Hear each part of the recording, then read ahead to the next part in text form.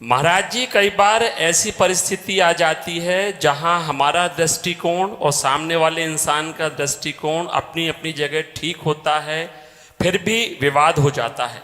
हमें अपनी दृष्टिकोण रखनी, सामने वाला हमारे प्रति क्या दृष्टिकोण करता है इसकी हमें कोई आवश्यकता नहीं। आप जो सोचते हैं, आप जो मानते हैं मानते, मैं जो मानता हूं, जो मैं सोचता हूं उस पर दृढ़ रहूंगा। अब मेरी सोच, मेरी मान्यता शास्त्र के अनुसार होनी चाहिए, बस इतनी बात ध्यान रखने। सामने वाले की मान्यता मिल जाए ऐसी कोई आवश्यकता नहीं। अगर हम अपनी मान्यता में रहेंगे, हमारी सत्य मान्यता है, तो आज नहीं तो कल उसको झुकना पड़ेगा हमारी मान्यता के आगे। अगर हमारी मान्यता सत्य है तो, अगर अपनी वासना जनित कोई मान्यता है तो मैं उसको नहीं कह रहा हूं, लेकिन यदि शास्त्र सम्मत मान्यता है तो उसको झुकना पड़ेगा। तुम्हारी मान्यता उसकी मान्यता का परिवर्तन कर देगी। और हम जिस मार्ग में चलते हैं, अर्थात भगवत मार्ग में, आपकी क्या मान्यता है हमें नहीं देखना, हमारी क्या मान्यता है आपके प्रति ये देखना है।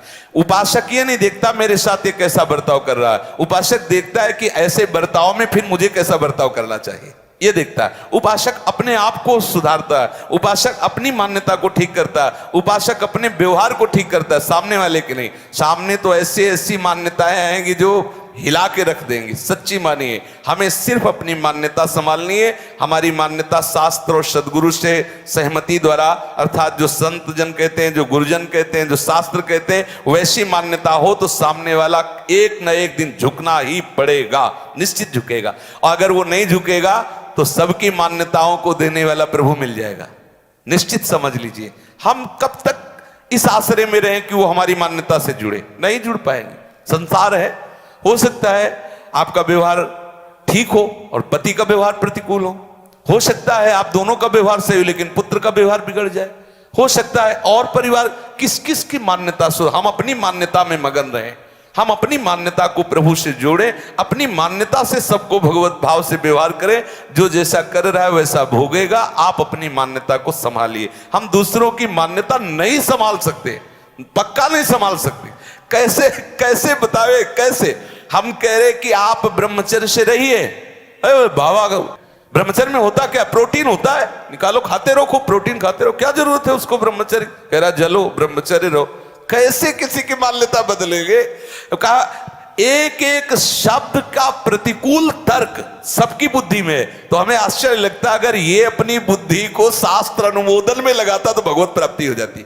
कितना पावर खर्चा कर रहा है प्रतिकूलता में।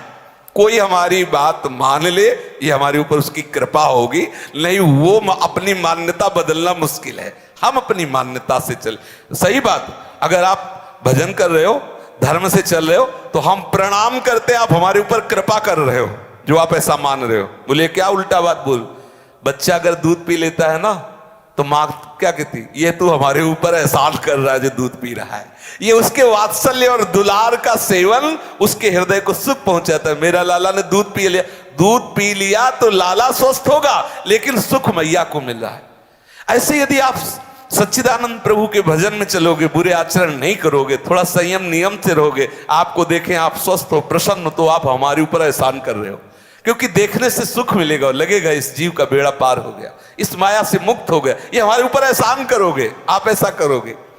दूसरे की मान्यताओं पर हम ज्यादा जोर ना दे, हम अपनी मान्यता को संभालें। सच्ची कहते हैं जिस दिन हमारी मान्यता सत्य में प्रतिष्ठित हो जाएगी तो जो सामने आ जाएगा वो हमारी मान्यता से युक्त हो जाएगा, क्योंकि वो भागवतिक मान्यता है, प्रभाव दिखा के रहेगी। कितनी बार विरोध करोगे, एक दिन आपको मान्यता में मानना ही पड़ेगा।